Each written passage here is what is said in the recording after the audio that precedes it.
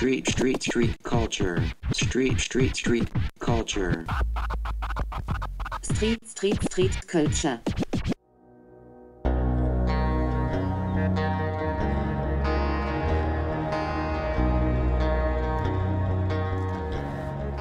L'Afrique Mobile, du coup, c'est un stand itinérant sur lequel on vend des vêtements d'occasion.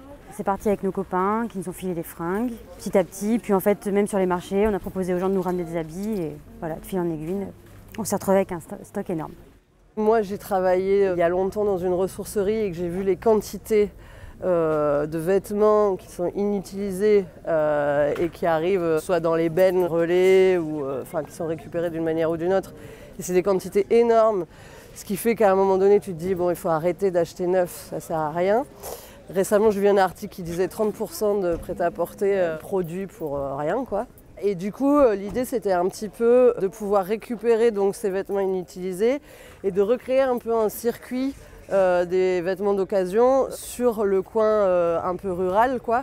Souvent, le retour, c'était de se dire ah, mais c'est de bonne qualité en fait, parce qu'on les a lavés, on a pris le soin, on fait attention à ce qu'il n'y ait pas de taches, de trous.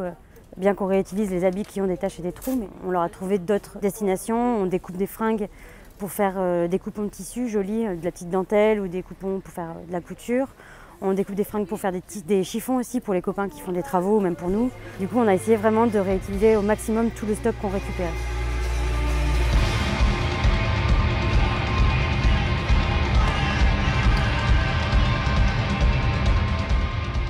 Le but de l'association est assez difficile à définir comme ça en une phrase.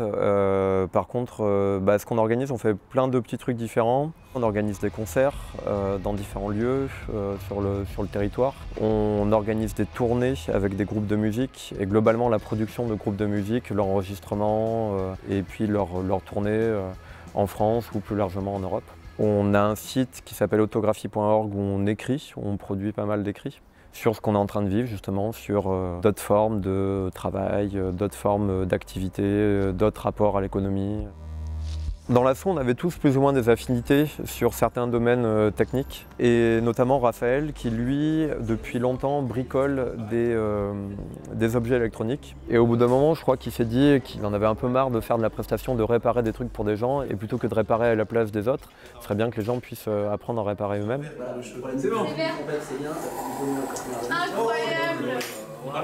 C'est des formes de vie auxquelles on aspire et donc petit à petit on s'est dit qu'on pouvait aussi s'organiser collectivement plutôt que d'être éclatés chacun à devoir galérer sur la thune, galérer sur le travail, envoyer des CV, la galère que notre monde nous propose au quotidien, quoi. On s'est dit qu'en fait cet asso pouvait aussi nous servir à nous donner un peu de liberté, mais aussi parce qu'on apprend collectivement à réparer des bagnoles, la vie nous coûte moins cher parce qu'on n'a pas de garagiste à payer et faire en sorte que le boulot, l'économie nous pèse moins et que notamment parce que on s'est rapproprié ces moyens de production là, quoi, plus directs et de réparation aussi. Street culture.